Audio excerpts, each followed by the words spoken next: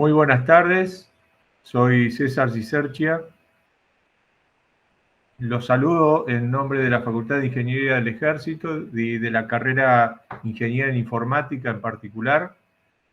Y en este caso me es grato presentar una charla que será continuidad de las jornadas de ciberseguridad para informáticos que iniciamos el año pasado para convocar a todos nuestros colegas profesionales de la informática que están interesados en este tema apasionante de la ciberseguridad. Así que este año hemos continuado durante una primera etapa en el mes de septiembre con actividades vinculadas a la criptografía aplicada, y lo hemos hecho junto con el curso Ciberseguridad Universitaria que desarrollamos con otras universidades extranjeras interesadas también en esta materia. En el día de hoy vamos a desarrollar un tema muy interesante y también un gran desafío para las organizaciones y para las empresas, que es abordar la problemática de concientización del eslabón más débil que tiene, por lo menos desde cierta perspectiva, la ciberseguridad, que es el usuario, son los usuarios tanto calificados como usuarios finales. El tema de hoy es un tema que va a ser presentado por un colega y egresado de nuestra facultad, el ingeniero Fabián Calvete. Así que, estimado Fabián, le pido que abra su cámara, ahí lo estoy viendo, lo saludo, le doy la bienvenida y nuestro agradecimiento por su propuesta y por este tema tan apasionante para correr un poco el velo, digamos, del misterio que siempre tiene que ver con la capacitación de los usuarios. Bien, mi coronel, muchísimas gracias por la presentación. Buenas tardes a todos los que están participando. Gracias por su tiempo. Bueno, para optimizar un poquito el ancho de banda, que a veces nos juega una mala pasada, voy a quitar la cámara, mi coronel, y después la voy a encender hacia el final para preguntas y demás. Y voy a pasar a presentar la PowerPoint preparada. Si le parece, mientras usted prepara eso, yo voy a hacer un breve resumen de su currículum. Ah, cómo no. De manera de que quienes no han tenido oportunidad de conocer su trayectoria lo hagan por lo menos de forma muy breve. ¿Cómo no, mi Fabián Calvete se ha desempeñado en una cantidad importante de proyectos. Ha sido líder de proyectos en implementaciones de redes perimetrales, conectividad con puntos remotos y redes inalámbricas, consultor en networking, consultor de seguridad de la información y docente en múltiples cursos y capacitaciones. Actualmente se desempeña como director del SIG Labs, asesorando a compañías del sector público y privado en aspectos orientados al área de seguridad de la información. En materia de capacitación también ha sido responsable del desarrollo de la carrera de seguridad, conocida como Enterprise Security and Risk, para Fundación Proidesa. Ha sido instructor de Cisco Network Security y Cisco Wireless LAN. Y ha tenido las dos últimas certificaciones en el Cisco Training Center de Florida. También ha hecho sus aportes en numerosos eventos como expositor en materia de seguridad, tanto en el ámbito nacional como internacional, y entre los cuales podemos mencionar Networkers Solution Forum de Cisco Systems, Security and Ethical Hacking con SECRI, CCBOL, Segurinfo, entre otros. Y entre las múltiples actividades se destaca especialmente su aplicación de su formación profesional y es de nuestros reconocidos ingenieros militares, ya retirado de la actividad militar, ya que egresó como ingeniero en informática de nuestra facultad, obteniendo la medalla de honor al más alto promedio de egreso y el premio a los mejores egresados de las carreras de ingeniería de universidades argentinas, otorgado en ese caso por la Academia Nacional de Ingeniería. Así que nuestro expositor no solamente es un colega, es un camarada, amigo de nuestra facultad, siempre dispuesto a compartir su conocimiento, sino que lo ha hecho destacándose en toda actividad, tanto de las típicas de la ingeniería como las especializadas en seguridad. Y lo último que me queda comentarles es que tiene también sus certificaciones y sus especialidades en el área de tecnología vinculada a las telecomunicaciones, siendo especialista egresado del Instituto Tecnológico Buenos Aires, y también la certificación CIS, Certified Information System Security Professional, del ISS2 y de IRCA ISO 27001 como líder auditor. Así que Fabián es un especialista y un apasionado de la ciberseguridad como tantos.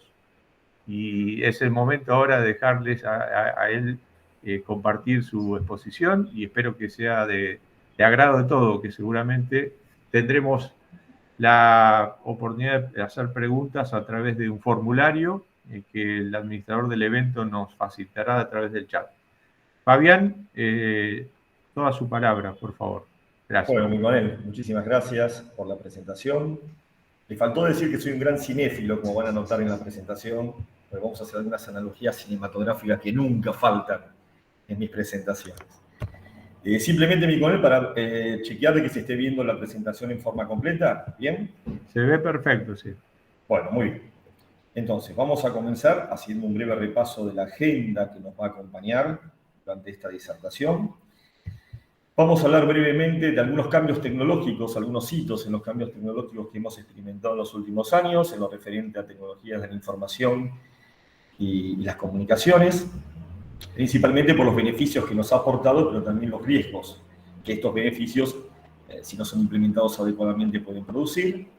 Vamos a hacer un paneo general de algunas noticias de seguridad de la realidad y vamos a comenzar a definir la información como un activo, algo que es fundamental a la hora de comenzar a hacer todo este proceso de seguridad de la información o la implementación de un sistema de gestión de seguridad de la información.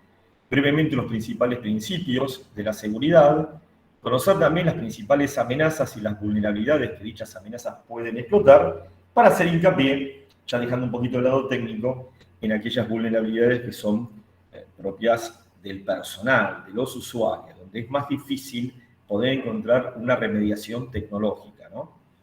Vamos a hablar de lo que es la ingeniería social y nos vamos a centrar en quizás lo más importante de esta presentación, es cómo debe ser un plan de concientización idóneo, adecuado para todo tipo de organización, sea pública o privada, que nos permita mejorar, evidentemente, el nivel de seguridad de las personas y evitar los ataques que aprovechan estas vulnerabilidades. Vamos a hablar un poquito de cómo es la estructura, la vamos a detallar punto por punto de este plan de concientización, para finalizar con los beneficios que este plan de concientización nos puede aportar a lo que sería el plan de seguridad general y las conclusiones finales, como siempre, luego de toda presentación. Como todos sabemos, evidentemente con el paso del tiempo, sobre todo aquellos que ya han arrancado hace tiempo, como mi persona, desde el punto de vista de los sistemas de cómputo, de las infraestructuras tecnológicas y de las comunicaciones, ha habido cambios sustanciales, como habíamos dicho, que obviamente han introducido mejoras, beneficios para los usuarios. Algunos de ellos, por ejemplo, los viejos accesos remotos por líneas telefónicas o dial-up pasan a ser accesos remotos a través de redes privadas virtuales, que utilizan Internet como red de transporte y protocolos como IPsec o TLS. Oportunamente ya había dado una charla el año pasado respecto a las vulnerabilidades que pueden haber cuando estas VPN no se implementan adecuadamente, que ese es el problema, cuando la nueva tecnología no se implementa adecuadamente y algún intruso puede aprovechar, puede explotar alguna vulnerabilidad. Desde el punto de vista de la telefonía, cambiar la telefonía tradicional por la telefonía de voz sobre IP o, obviamente, lo que se conoce como telefonía sobre IP dentro de una organización. Y ya, digamos, acrecentando el impacto del cambio, dejar un poco los servidores físicos para pasar, obviamente, a la virtualización, que fue un gran avance, una gran mejora que se ha introducido. Pero si realmente hay que sacarse el sombrero respecto a la cúspide, ¿no? o la estrella de las mejoras tecnológicas que hemos experimentó en los últimos tiempos, tenemos que hablar de lo que es el cloud computing. Ese nuevo paradigma que busca cambiar sustancialmente los modelos tradicionales de los sistemas de cómputo, llevando todo directamente, no solamente el almacenamiento, sino llevar todo a lo que es la nube. Básicamente, una nube pública, lo que sería conectarme a través de Internet. Esto trae ventajas significativas, realmente, ¿no? Como la portabilidad, la facilidad del aprovisionamiento y la reducción de costos. Principalmente, quizás, si hay que destacar alguna de ellas, en mi experiencia, es la facilidad del aprovisionamiento, ¿no? Imagínense, los que venimos hace años con esto, cada vez que había un proyecto tecnológico que implicaba una compra, que tenía que hacer un proceso licitatorio, que obviamente se hace todavía, pero después venía, una vez adjudicado un oferente, todo el proceso de entrega de ese equipamiento, que podía tardar meses, 60 días, 90 días, como tarda hoy inclusive. En cambio, en el cloud computing, directamente con la consola correspondiente del proveedor que tengan, simplemente con un par de clics pueden aumentar la cantidad de memoria, la capacidad de procesamiento a través de Virtual CPU, el espacio de almacenamiento, hasta inclusive innumerables medidas de seguridad. Por lo tanto, el cloud computing es la gran estrella de los cambios y muchas empresas están planificando, si es que no lo han hecho todavía, su migración al cloud computing. Pero acá hay que tener en cuenta algo que es importante, y por eso está acá, en este tema, ¿no? ¿Existen riesgos de seguridad de la información en cloud computing? Porque mucha gente, obviamente no personas de tecnología, sino personas más formadas en el negocio, más, digamos, esas personas que ocupan el top level del organigrama de una organización, accionistas, presidente, directorio y demás, piensan que quizás los problemas se acaban con migrar al cloud computing. Y ahí es el tema, no es tan así. No todo es felicidad en el mundo del cloud computing. Cada día surgen nuevas vulnerabilidades y también nuevas amenazas con la capacidad de explotar dichas vulnerabilidades y poder acceder a esa información, si no está debidamente protegida, de la misma manera que lo harían en una instalación on-premise. Y por supuesto también hay, como existe habitualmente, viejas vulnerabilidades que no han sido remediadas. Acá hay que tener en cuenta que si bien la nube, sea cual sea el proveedor, me puede brindar una gran cantidad de servicios de seguridad, desde firewalls de próxima generación, desde Web Application Firewalls, desde IDS e IPS, mecanismos de autenticación, mecanismos de doble factor de autenticación, mecanismos de prevención de amenazas, etc. Todo eso tiene que estar contratado. Si no está contratado, voy a tener una arquitectura clásica, una arquitectura nativa. Y por más que esté contratado, y a veces vienen los servicios con las contrataciones iniciales, hay que configurarlo. Porque si no se lo configuran, esas medidas de seguridad evidentemente no van a estar. Un ejemplo trivial es tener una cuenta de Gmail, por ejemplo, donde obviamente Gmail me brinda como parte de los servicios de seguridad el activar un doble factor de autenticación a través de la aplicación Google Authenticator, que es gratuita y se puede descargar de cualquier repositorio, y sin embargo los usuarios no la activan. Y seguimos entrando solamente con user password, usuario contraseña.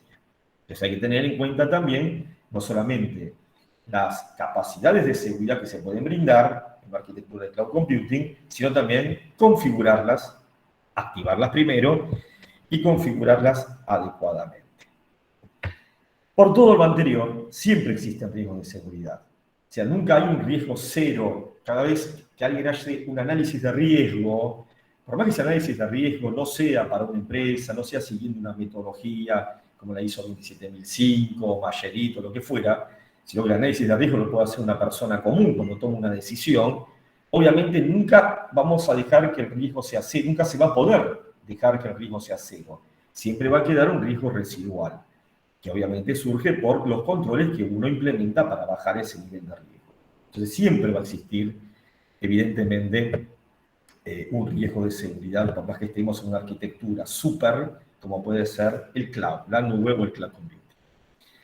Otro punto también importante a tener en cuenta en este aspecto es que si ustedes, por ejemplo, contratan la tecnología que brinda el proveedor y la implementan correctamente, evidentemente el intruso va a encontrar dificultades para poder acceder a esos recursos, a esos activos de información que residen en el cloud, si está todo debidamente configurado. Como también podía pasar en una instalación on-premise, en un data center, por ejemplo, ¿no? Si todo está bien configurado, todo está actualizado, las medidas de seguridad son efectivas, son preventivas, y va a ser muy difícil entonces entrar.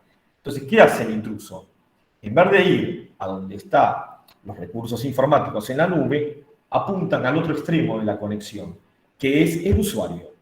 Y se está conectando, obviamente, desde una instalación local, que puede ser la oficina o puede ser su domicilio. Entonces, el blanco pasa a ser el usuario o esa oficina que ahora no tiene tanta tecnología, donde pueden haber vulnerabilidades, y si yo logro tomar, digamos, un acceso dentro de esa oficina que está poco preparada a nivel seguridad, poco protegida a nivel seguridad, o directamente la computadora de un usuario, a través de eso puedo hacer un movimiento lateral e ingresar directamente por la puerta grande donde están los activos. Así que entonces no hay que descuidar básicamente ninguno de estos flancos. Y como pueden ver, obviamente hay cientos o miles de artículos. Vamos a encontrar que hay problemas de seguridad constantemente, de todo tipo, ¿no? Acá tienen algunos. Normalmente cuando hay elecciones siempre se trata de hackear el padrón electoral. Los peligros, obviamente, que han crecido en Internet, con los distintos casos de phishing, spear phishing, vamos a hablar un poquito de eso, de ransomware. Principalmente también hoy en día todo esto es más complicado por, lamentablemente, la aparición de la pandemia relacionada con COVID-19, que ha hecho que prácticamente el 100% de los empleados de la organización tengan que trabajar remotamente.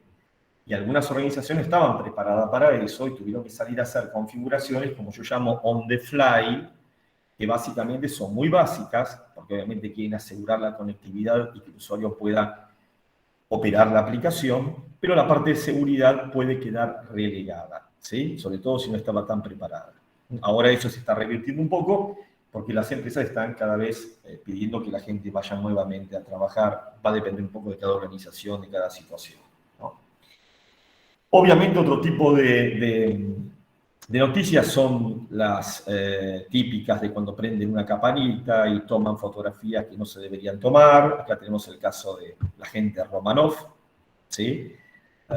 Scarlett Johansson, puede haber un montón más, internacionales, lo que fuera, donde evidentemente, acá en este caso es, obviamente, fotografías que son privadas, que se pueden tomar de alguien, no al encender la camarita o por sustraer información.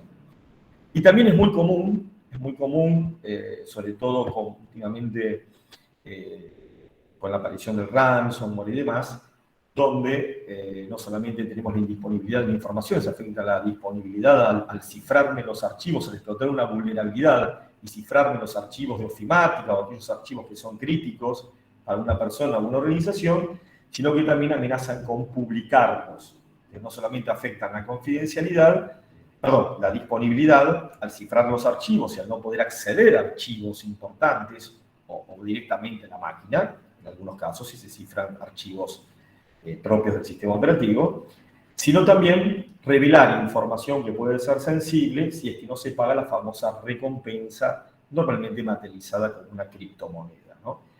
Entonces se amenazan con publicar los datos directamente, lo cual obviamente trae un problema importante y en el caso de Argentina y en otros lugares viola la ley de privacidad o protección de datos, en nuestro caso la ley de habeas datos 25.326. Estos son el escenario que enfrentamos cotidianamente, cada vez peor, inclusive porque las amenazas son cada vez más avanzadas, por decir así, ¿no? Inclusive más eficientes. Entonces, lo primero que tenemos que tener en cuenta en una organización es que la información es un activo más, como cualquier otro activo que puede tener la empresa. Y como tal, hay que protegerlo. Por eso, cuando hablamos de seguridad de la información, que es un término más abarcativo que lo que sería la ciberseguridad, hablamos de la información en sus distintas formas de representación, ¿no? No solamente la información digital, sino también la información que puede ser transmitida verbalmente, la información que puede ser transmitida a través de una comunicación telefónica, o la información que puede ser impresa directamente, o mismo la información vía postal, podría ser, ¿por qué no? O la información que está en la cabeza de las personas. Y cuando hablamos de proteger un activo de información, aparece la famosa tríada o el triángulo, donde están los colores primarios, porque existen otros principios de seguridad, pero son los principales, que son la confidencialidad, la integridad y la disponibilidad. La confidencialidad, obviamente, apunta a que la información sensible solo tiene que ser conocida por personal autorizado. Cualquier otra persona que no esté autorizada, que llegue al repositorio, no debería poder conocer el contenido de la información. Y acá vamos a encontrar las herramientas de cifrado, prácticamente como herramientas principales, ¿no? Si yo quiero darle confidencialidad a un archivo, lo cifro. Y la clave correspondiente de cifrado, después se verá con qué tipo de algoritmo, simétrico, me interesa acá, lo cifro. Y la clave correspondiente se la entregaré a aquella persona que está autorizada a conocer el contenido. Aquel que ya, entidad o persona que no esté autorizada, llega a la información, no tiene la clave, por ende no va a poder visualizar su contenido. La integridad normalmente la dan también una función matemática, que son las funciones de hash. Principalmente se utilizan, podrán tener otras utilizaciones también, pero principalmente para dar integridad, como solemos ver cada vez que descargamos un archivo crítico de la web, donde el fabricante pone los hashes, pueden ser MD5, SHA-1 antiguos, o bien los SHA-2, que son los modernos.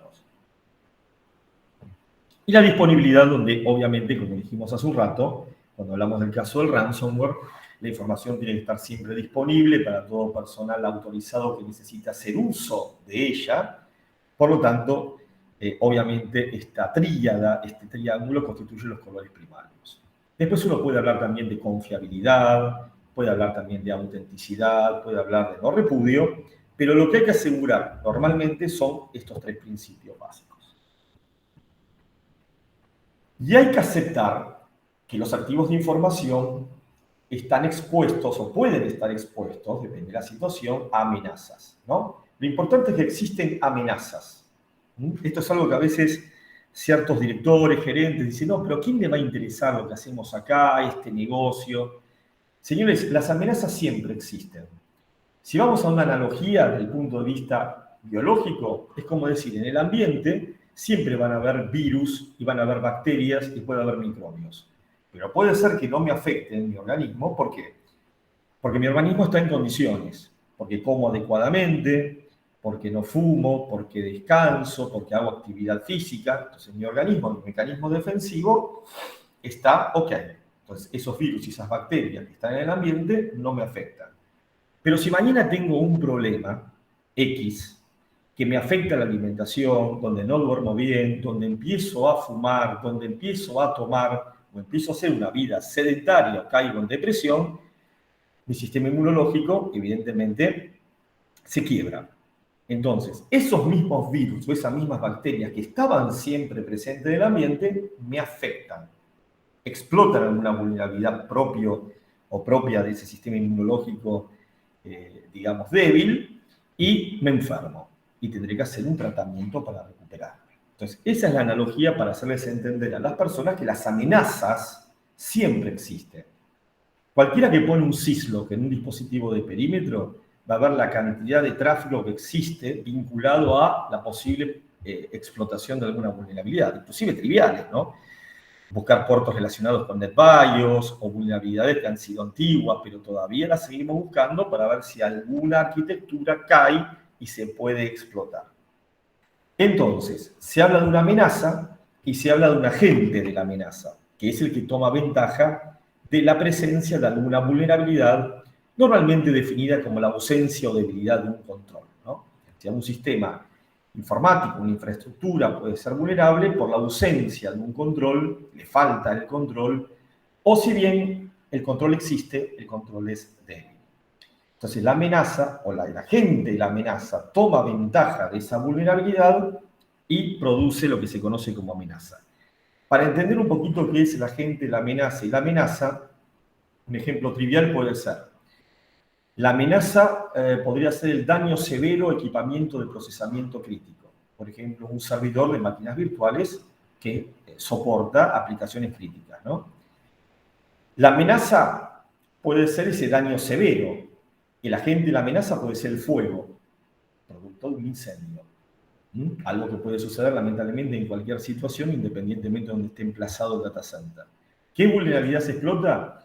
La ausencia de un mecanismo de detección eficiente y un mecanismo de supresión eficaz, digamos, del fuego, ¿no? Que no funcionó, se detectó a tiempo o no logró contrarrestar el incendio, y ese principio de incendio o ese incendio quema todo un servidor o daña todo un servidor que estaba hosteando aplicaciones críticas. Por eso se dice que esto ocasiona un riesgo. Recuerden que siempre el riesgo es la combinación entre la probabilidad de ocurrencia de esa amenaza, en este caso el ejemplo, el fuego, o el daño severo, perdón, ¿no? El daño severo en el equipo de procesamiento crítico, dado que el agente de la amenaza, el que produce la amenaza sería el fuego, en combinación con el impacto negativo que produciría. Entonces, el activo va a estar sujeto, mientras tanto, mientras tengamos ese riesgo, a una exposición. ¿Y cómo hago para bajar ese nivel de exposición y dar vuelta a todo esto? Aplicando una contramedida, o aplicando un control, o aplicando una medida de seguridad que obviamente va a afectar en forma directa a ese agente de la amenaza, en este caso al fuego, que podría dañar a ese equipamiento de procesamiento crítico. Este es el lazo, digamos, que permitiría establecer el ciclo de vida de las amenazas. ¿Qué es lo más importante de esto? Que las amenazas siempre existen. No vayan a pensar que por dedicarse a tal negocio o a tal otro, o ser simplemente tener una computadora en la casa, no puedo estar expuesto a una amenaza. Las amenazas siempre existen, como así existen los virus y las bacterias en el ambiente. Algunos ejemplos técnicos. Obviamente algún tipo de exploit que se desarrolla, que se puede ejecutar con alguna herramienta como Metasploit, Metasploit Pro, bueno, herramientas ya más sofisticadas como Core Impact o como Unity Canvas. Las amenazas persistentes avanzadas, que son más específicas. El spear phishing, el famoso phishing, el famoso señuelo, pero dirigido. Cada vez más el spear phishing es dirigido, especialmente diseñado para un objetivo y no al voleo. Como por ejemplo el famoso fraude del CEO, ¿sí? O el BEC, técnicamente hablando, el Business Email Compromise, en el cual le llega un email a alguien de finanzas que viene teóricamente suplantando una identidad de algún gerente, director, accionista de la empresa, donde le pide hacer algún tipo de pago y la persona desprevenida lo hace y entonces se produce una pérdida de dinero. Por ejemplo, la fuga de información, hay distintos casos, por ejemplo, lo que sucedió con migraciones.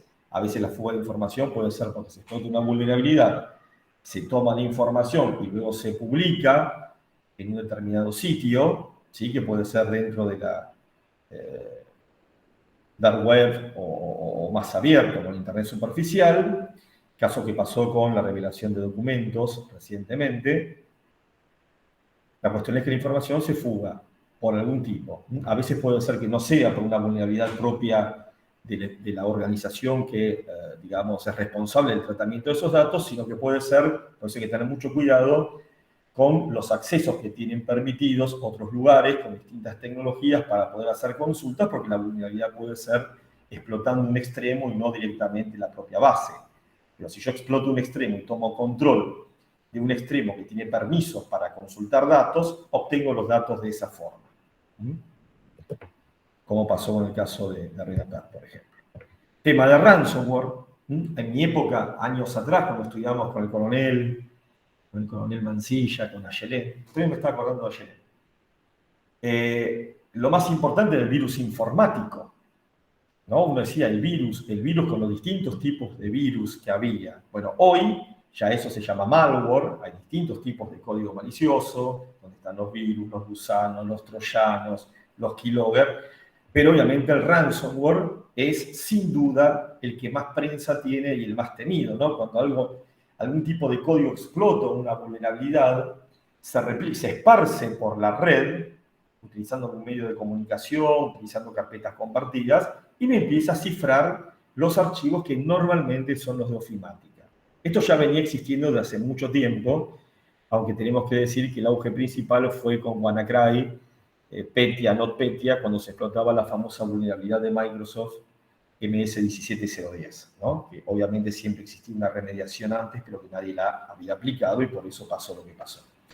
Pero ya el ransomware viene desde CryptoLocker, CryptoWall, etc. Básicamente con el mismo objetivo, solo que ahora no solamente cifra la información, sino que me puede amenazar a publicar la información en la dark web o directamente a través de un sitio convencional de la Internet superficial, de la Internet común. Ni hablar de las vulnerabilidades de día cero, aquellas que ni siquiera el fabricante sabe que existen y alguien las descubre, las publica y después puede venir, eso depende un poquito de la carrera, la velocidad que pueda haber con un exploit que puede explotar dicha vulnerabilidad. Todo esto es normalmente el marco técnico, son las vulnerabilidades que técnicamente existen habitualmente y que uno trata de prevenir, detectar primero, o sea, prevenir que alguien las explote, ¿no? Descubriéndolas primero con los servicios periódicos de análisis de vulnerabilidades que todas las normas piden, ¿no? Una organización tendría que estar analizando mensualmente, bimestralmente o trimestralmente las distintas vulnerabilidades potenciales que puedan llegar a existir en su infraestructura para rápidamente, por nivel de riesgo, remediarlas, ¿no? Antes que alguien las explote. Todo eso es la parte técnica. Pero tenemos lo que se conoce como vulnerabilidad de capa 8, en sentido figurado, porque no existe la capa 8, esto hace referencia al modelo OSI de la ISO, donde normalmente la parte de soporte técnico y demás está acostumbrado a decir es un problema de capa 8, es un problema del usuario, no es que falló la computadora o la red, ¿no? El propio usuario. Principalmente con la gran cantidad de usuarios que están trabajando remotamente debido al tema de la pandemia. Esto ya había pasado en menor medida entre el año 2009 y el año 2010 con la gripe A. Y podía llegar a pasar con las empresas que ya permitían el trabajo remoto, el teletrabajo, el home working. El teletrabajo es como se va normal con la ley, evidentemente.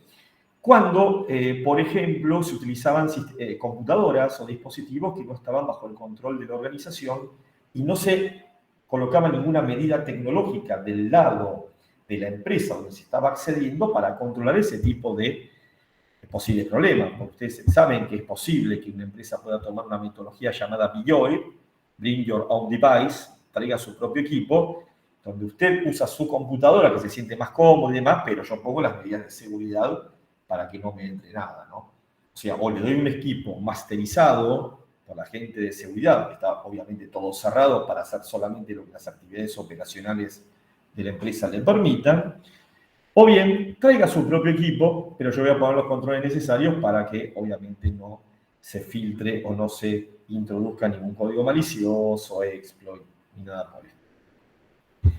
A medida que los ataques se vuelven más frecuentes y sofisticados, también hay que tener en cuenta que las empresas deben confiar. Por más que tengan medidas de seguridad, debo entrenar, capacitar, concientizar al personal respecto al manejo seguro de la información que obviamente por la operación diaria, por supuesto, dentro de la empresa, va a poder acceder. Y también hay que tener en cuenta que las soluciones tecnológicas habitualmente descuidan el factor más importante, que también es el más vulnerable, y como bien muestra la imagen, aquí en la parte inferior derecha, que es el usuario, que en este caso es el eslabón más débil de la cadena, ¿no? Perfecto. Y esto da paso al centro de la presentación, que sería la ingeniería social. Más que una vulnerabilidad de zero day, más que una amenaza persistente avanzada, más de lo que lo estuvimos viendo, vamos a tocar un poquito el tema de la ingeniería social, que es un tipo de intrusión precisamente no técnica, que se va a basar en la interacción humana. Normalmente hay una interacción entre el intruso y la víctima, o entre el victimario y la víctima, en la cual esa interacción puede ser verbal, con una, digamos, verbal presencial, ¿no? Porque esto se puede hacer inclusive bajo una situación, bajo una especie de acting, llegar a la persona, en los lugares que la persona frecuenta normalmente, puede ser donde desayuna, donde merienda, donde almuerza, y empezar una relación con esa persona que obviamente va a tener como objetivo final, obviamente, extraer información.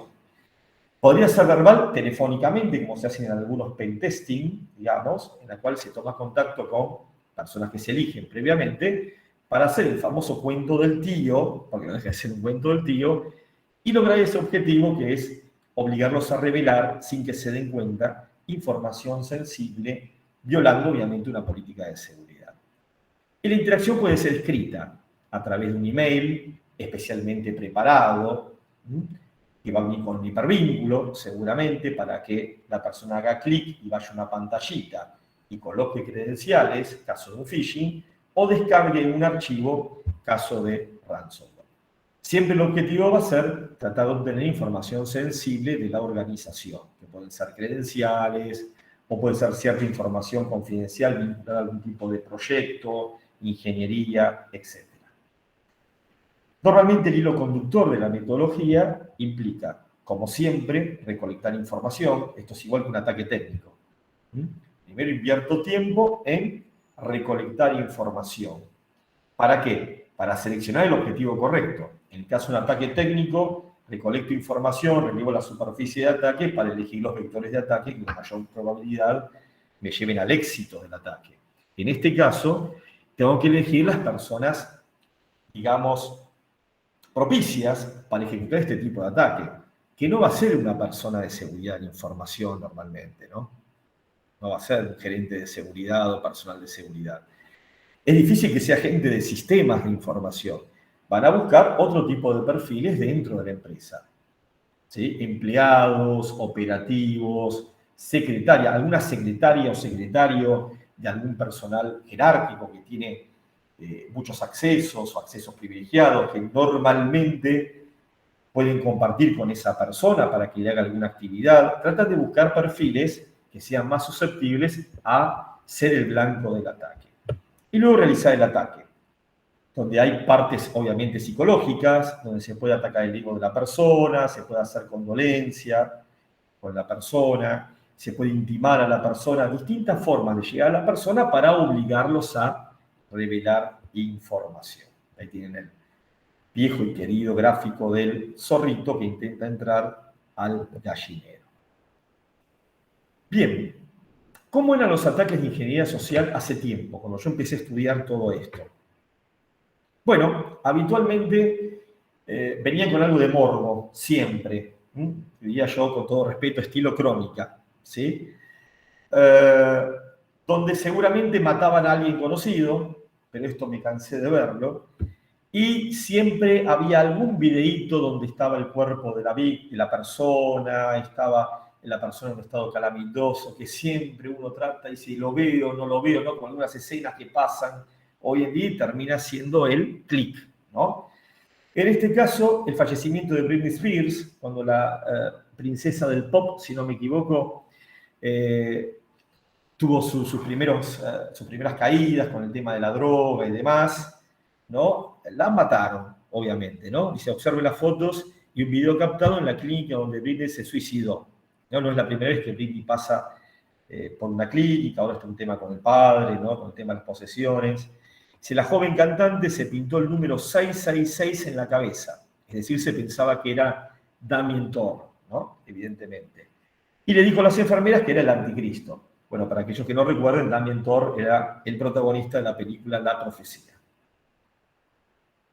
Excelente película de terror de 1970, con Gregory Peck y Lee Remick. Y si quieren ver la nueva versión, que se filmó casi tal cual, 2006, con Liv Schreiber y Julia Stiles. La famosa Profecía. La mataron a Britney. Y no falta quien hace clic para ver el video de Britney y algo baja nuestra máquina y explota alguna vulnerabilidad que podamos tener, normalmente por falta de actualización.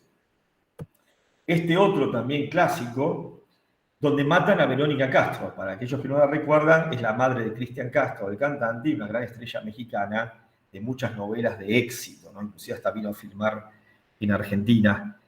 Todavía recuerdo con Germán Kraus y Jorge Martínez. Perfecto. La mataron. Los hechos ocurrieron a las 3:30, hora de este miércoles, en la calle. Todos los datos son correctos, inclusive está el auto de Verónica Castro que tenía en ese momento, BMW, matrícula 30303 RSX, se estrelló contra un poste de energía eléctrica, se carbonizó. ¿Quiere ver las fotos de...? Bueno, ahí viene obviamente el engaño. Y lo mismo pasó con Fidel Castro antes que el comandante muriera realmente, que lo mataron 1000 veces, y estaban los videos y demás, con Hugo Chávez llorando, pasó con Michael Jackson, con el cuerpo de Michael Jackson, etc. Esto es la ingeniería social de la vieja escuela, de la vieja época, donde les puedo asegurar que la cantidad de clics y descarga de código malicioso era terrible. ¿Cómo es la ingeniería social hoy? Bueno, nos hemos modernizado. Por suerte el morbo lo hemos dejado, ¿sí? Siempre también está pendiente el tema de las fotografías que le tomamos a Scarlett Johansson, las fotografías de Jennifer Lawrence, bueno, que siempre alguno hace clic para ver y cae. Pero lo más moderno es, por ejemplo, fíjense, están todas customizadas estas, ¿no? La tarjeta de descuento de Amazon Prime, por ejemplo, Dear Fabián, querido Fabián, gracias por su reciente orden de suscripción. Le invitamos a que revise la orden del producto y le vamos a dar un bono de $50, para lo cual tiene que hacer clic en este hipervínculo y me van a dar el bono para una extensión o lo que sea para Amazon Prime. Nos vamos a la competencia, la original, Netflix. Te regalamos un año de Netflix gratis. Solo por hoy, Netflix te regalamos un año entero gratis para que puedas disfrutar de la cartelera. No dejes pasar esta oportunidad y un clic, obviamente, para que descargues el código y demás. Acá tenemos otro de Facebook, donde dice, Fabián, han denunciado una foto de tu biografía por contenido inapropiado. Guarda con esto, ¿eh? En mi caso yo no tengo casi ninguna foto, así que no va. Para mí esto te das cuenta que está preparado a propósito para que caiga quien caiga, ¿no? Revisar denuncia, cualquiera de los hipervínculos te lleva, obviamente, a una pantallita que te va a pedir las credenciales de Facebook, para que las coloques, obviamente, y cuando las coloques te va a dar seguramente un mensaje de error, que en ese momento el servidor no está disponible, o te va a mostrar una pantalla que sea, y el intruso tomó las credenciales, ¿sí? Bueno, ni hablar de los casos bancarios, obviamente de los phishing bancarios y demás, donde buscan robar las credenciales de una cuenta bancaria. De acá que es importante, y me adelanto un poco con la contramedida, tener el famoso doble factor de autenticación.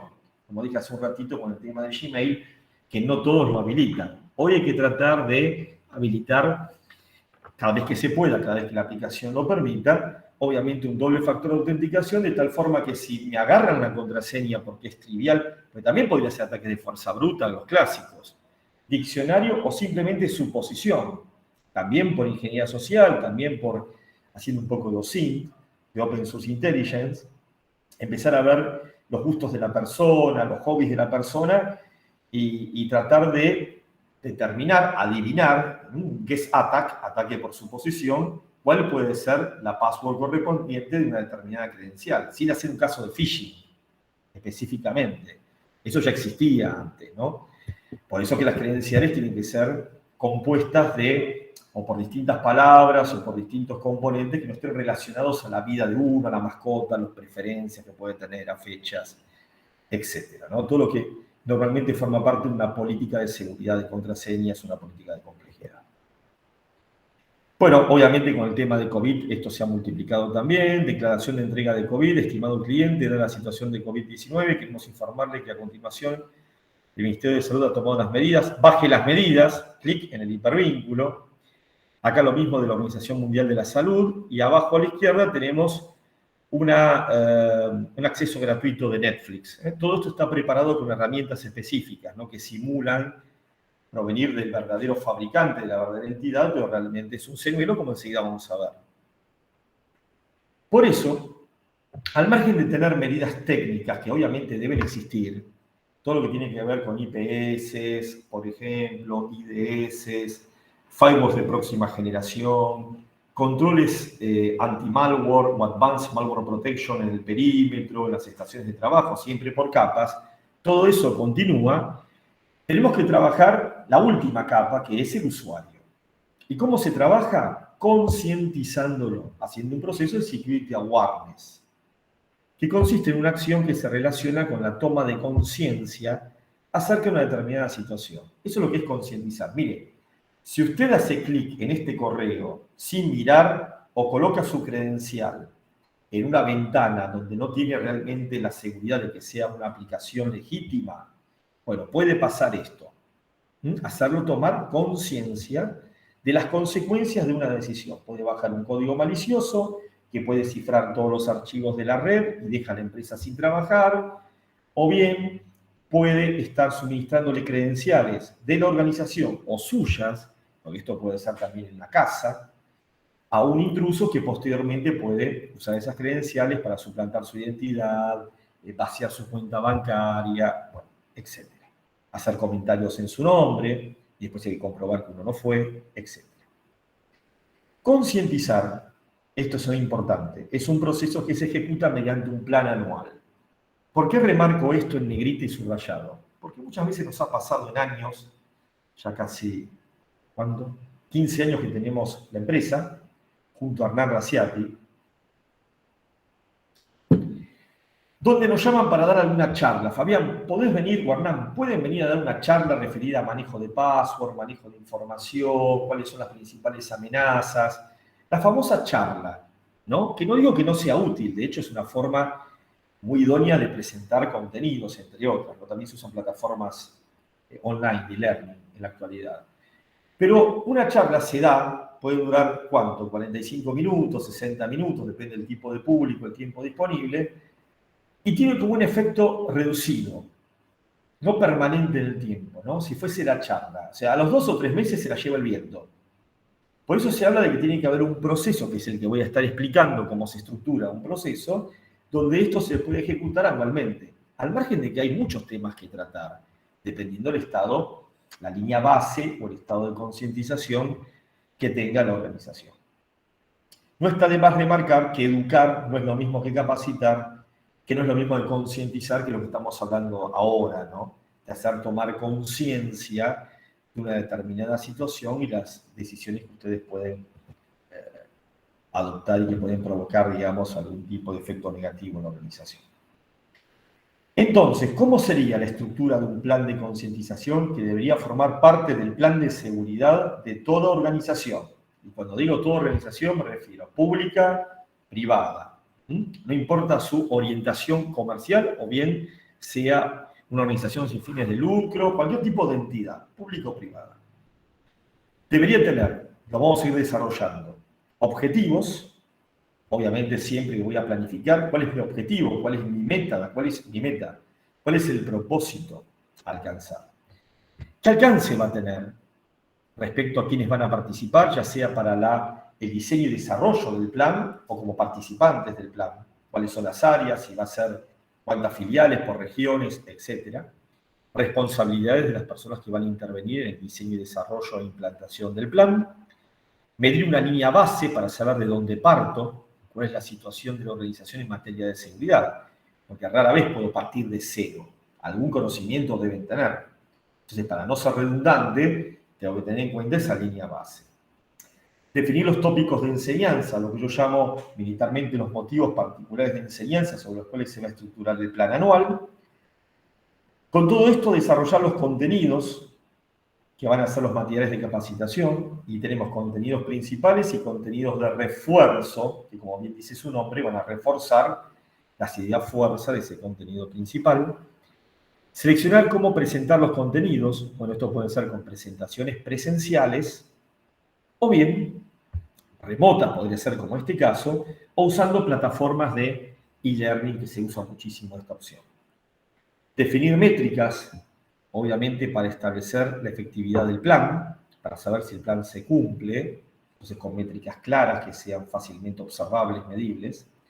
Establecer el cronograma, en el cual que sería el programa, ¿no? Se va a estructurar el plan, ejecutar el plan según el cronograma, realizar evaluaciones y mediciones de efectividad y registrarlas como evidencia.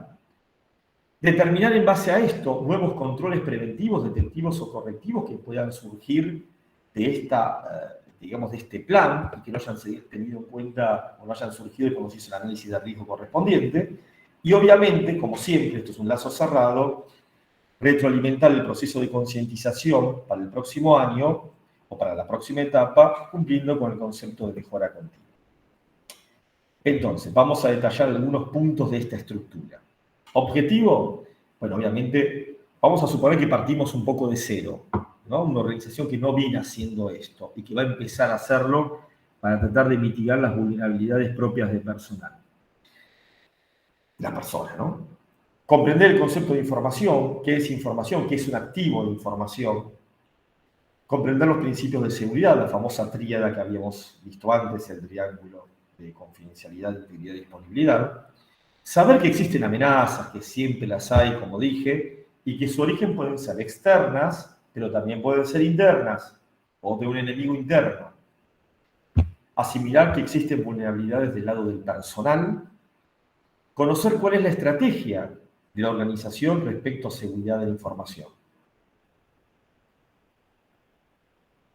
Teniendo en claro el objetivo o la meta a alcanzar, vamos a definir ese alcance, ¿no? Entonces, este plan, ¿qué vamos a hacer este año? Va a abarcar a todo el personal de ¿quién? De la sede central, parte de la sede central y tener en cuenta algunas filiales, sucursales o dependencias. ¿Quiénes son los participantes? ¿Quiénes deberían participar? Normalmente recursos humanos, que es el que hace la organización o calendarización y cita al personal para participar del proceso. El área de finanzas, porque tiene que obviamente apoyar monetariamente los recursos materiales o humanos que voy a necesitar para llevar adelante el plan. Marketing, quizás para hacer obviamente la campaña, inclusive desarrollar materiales como vamos a ver que pueden apoyar como contenido de refuerzo, como pueden ser publicidades, banners, etc. El área de legales también es importante para que pueda colocar lo que necesita desde el punto de vista legal. No solamente que todo cumple con la legalidad, sino colocar contenidos legales. Como por ejemplo, todo lo que tiene que ver con concientización respecto a lo que es habeas data, la ley 25.326. Es algo importante que obviamente la ley pide que se capacita al personal que participa del tratamiento, almacenamiento o transmisión de datos personales, entonces se puede aprovechar este plan para poder concientizar también los aspectos más importantes de habeas data e intervienen agentes legales. Público asistente deberían ser todos, en forma escalonada, pero todos, tanto el nivel estratégico, que normalmente son los altos mandos, la gerencia, las direcciones, el nivel táctico, que son los mandos medios de una organización, por ejemplo, jefes y supervisores, y el nivel operativo, que sería everything else, todos los demás. Todos deberían participar, inclusive, no solamente el propio personal orgánico, sino también prestadores, proveedores o colaboradores sensibles, ¿no? Por ejemplo, que intervienen o que toman contacto con activos de información críticos. Así que, everything else. Knowledge. Responsabilidades. Evidentemente, la gente de seguridad de información forma parte, normalmente es el que tiene el liderazgo del proyecto. También la gente de auditoría y control, como parte de sus controles para todo lo que es el registro de evidencias. Tecnología de la información y las comunicaciones, recursos humanos, asuntos legales y cualquier otra área que directa o indirectamente, dependiendo de la organización, debería participar en la ejecución del plan. Bueno, y dijimos que normalmente una organización tiene como una especie de conocimiento base, ¿no? Respecto al tema en sí, respecto a lo que es seguridad de la información. Por ejemplo, respecto a lo que es ciberseguridad, tengo una noción porque ya hubo medidas, aunque sean medidas que no respondían a un plan, pero hubo medidas, capaz que ya se dio algún tipo de presentación, obviamente medidas de seguridad que los empleados deben cumplir. Entonces hay una noción desde el punto de vista de la seguridad. Es importante tratar de definirla, de precisarla, ¿no? Que sería nuestro punto de partida, principalmente para desarrollar después los motivos particulares de enseñanza o los tópicos. Entonces, es probable que en la organización los usuarios ya tengan conocimientos, ¿no? Y no solamente conocimientos, sino también se habla de hábitos y comportamientos, ¿no? Un hábito puede ser, si me levanto de mi escritorio y me retiro a una reunión, o me retiro a merendar, o me retiro a un espacio recreativo para fumar, lo primero que tendría que hacer es cerrar la sesión, para que no quede abierta. Si tengo algún documento sensible, debería guardarlo donde corresponde, antes de retirarme, ¿correcto? No debería hablar de temas sensibles en lugares públicos, por ejemplo, ¿no? Eso es un poquito de hábito, comportamiento. Si encuentro un pendrive, ¿qué hago? ¿Voy y lo conecto a mi máquina o doy la novedad? Esos son hábitos y comportamientos. Para medir esto inicialmente, uno utiliza para los conocimientos una encuesta simple para establecer qué nivel de conocimientos tiene el personal.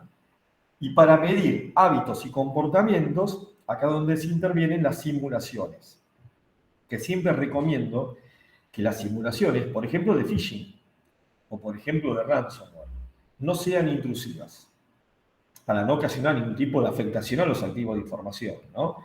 Sean inocuas, por decirlo así.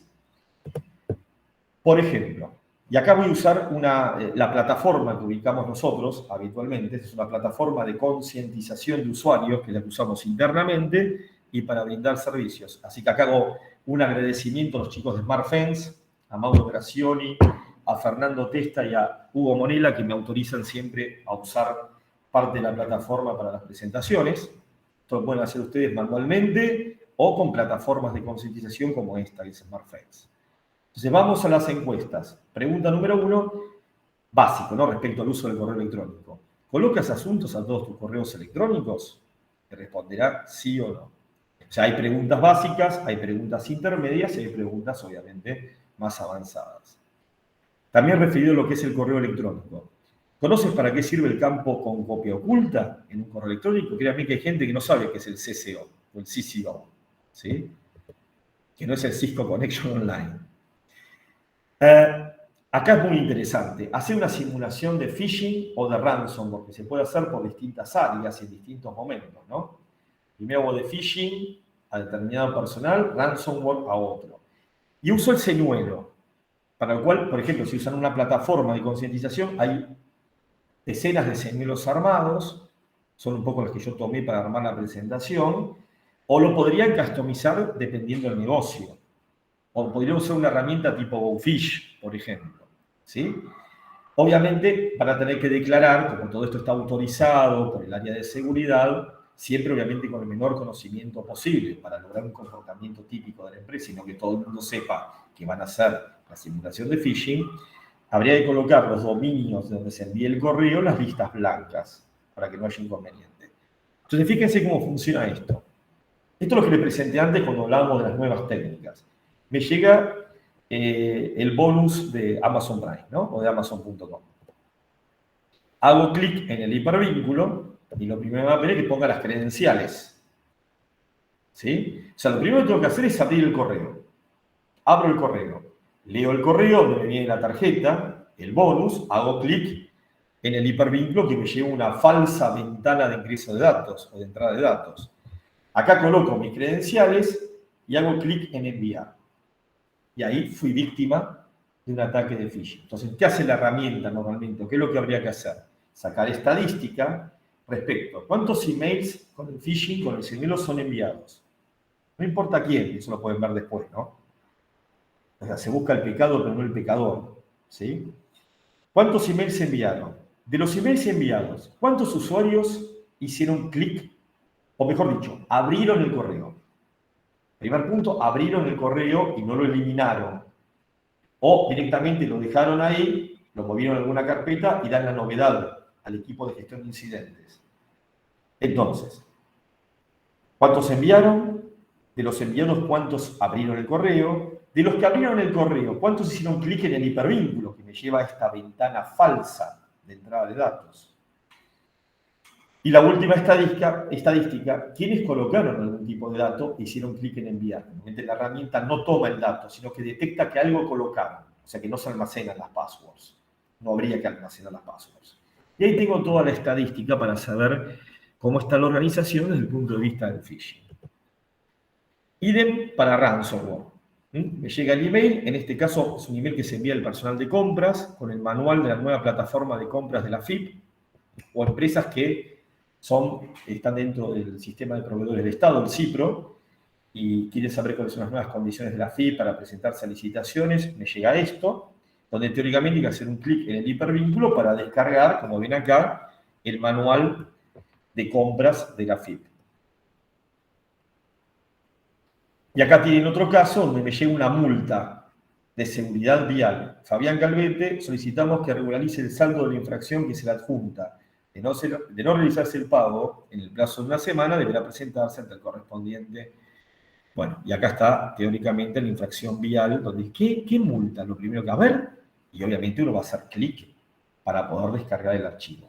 En el caso de la plataforma o de las plataformas, lo que se descarga es un archivo comprimido que no tiene nada, solamente se deja constancia de que se hizo clic en la descarga, que se produjo la descarga, ¿correcto? Ya les digo, tiene que ser muy intrusivo esto, ese inocuo. Entonces acá tenemos el tema de seguridad vial, otro caso de ransomware, otro señuelo.